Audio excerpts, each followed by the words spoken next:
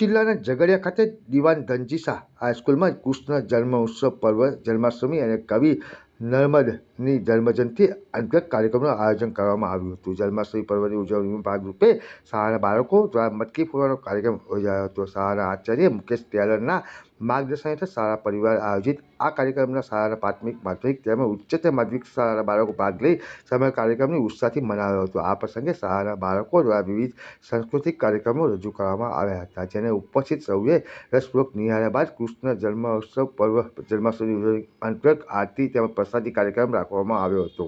ઉપરોક્ત આજે તારીખ 24મી ઓગસ્ટના રોજ કવિ નર્મદની જન્મજયંતિ નિમિત્તે વિશ્વ ગુજરાતી ભાષા દિવસની ઉજવણી કરવામાં ભાગરૂપે શાળાના જન્માષ્ટમી પર્વની સાથે સાથે ગુજરાતી ભાષાના દિવસની પણ ઉજવણી કરવામાં આવી હતી। ગુજરાતી ભાષાને નવી દિશા આપનાર કવિ નર્મદની જન્મજયંતિ નિમિત્તે શાળા શિક્ષકો દ્વારા બાળકોએ કવિ નર્મદને વિશેષ જાણકારી આપવામાં આવી હતી। ઉલ્લેખનીય છે કે ગુજરાતી સાહિત્યને આગળ વધારવામાં કવિ નર્મદનું મોટું યોગદાન હતું। કવિ નર્મદની જન્મજયંતિ 24મી ઓગસ્ટના દિવસે વિશ્વ ગુજરાતી ભાષા દિવસ તરીકે ઉજવવામાં આવે છે। શાળામાં યોજાયેલ ગુજરાતી માતૃભાષા દિવસમાં અને જન્માષ્ટમી પર્વની ઉજવણીમાં કાર્યક્રમ ઉપસ્થિત સૌએ ઉત્સાહથી માણ્યો હતો અને અંતે શાળા પરિવારે કાર્યક્રમને સફળ બનાવવા બદલ સૌનો આભાર માન્યો હતો।